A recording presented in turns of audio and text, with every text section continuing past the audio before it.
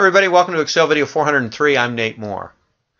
I worked on a Greenway practice this week, and what they wanted to know was, talk to me about utilization. How many of our February or March appointments were filled, and how many of our April and May appointments are scheduled to be filled, and where are gaps, and which providers or which locations are underutilized, and which ones are way overbooked and hard to get into. Where do we need to adjust our templates and our schedules?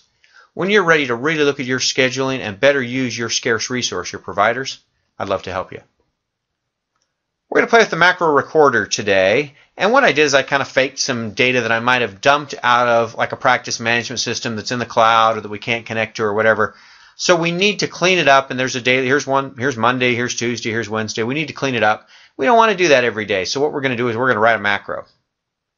So we're going to go to the Developer tab, and we're going to click on the Record Macro button. And what we're going to do is we're going to say, all right, there's three things we're going to do when we record this that we want this macro to do. We're going to make it clean up the day, we're going to make it total this, and we're going to get rid of this unhelpful footer. We can do that. And we're going to record a macro to do it, and I'm just going to call it test. And then what I can do is I can assign a shortcut key. If I do Control-C here, Excel will overwrite copy, and now it'll run your macro, so that's probably not my first choice. I'm going to hold down the Shift key and do a capital A. So Control, Shift, and A, when I do that in this Excel spreadsheet, it'll run my macro.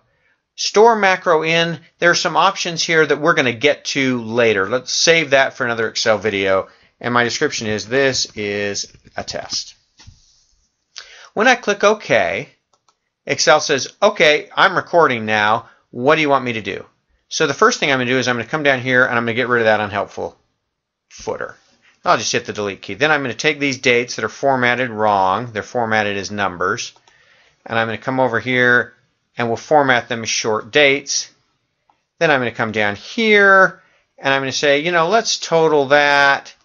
And let's hit the Enter key to put the sum there.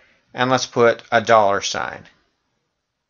Now, before I stop, I want to just say something quickly about when that macro recorder's on. If I accidentally clicked on the wrong column, or if I accidentally did something and then undid it, or I had to type D and I meant ABC, and so I had to delete the D, and the macro is going to record all that stuff. Then the macro recorder is. So you want to be pretty careful that you only do what you absolutely have to do. Maybe practice it once or twice before you turn on the macro recorder, so you don't have to look at that macro, do the wrong thing over and over and over again when you run it.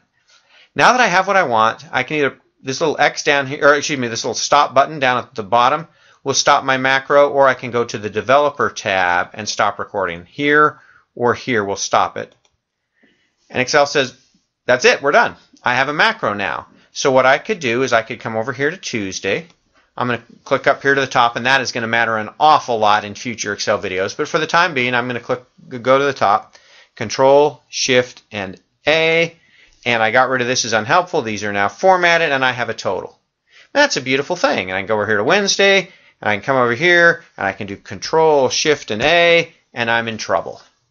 Notice how on Monday, I went down to row 16. Tuesday, I went down to row 16, and it worked. Imagine that. But Wednesday, when the data went to row 21, this is a mess. My total's over here.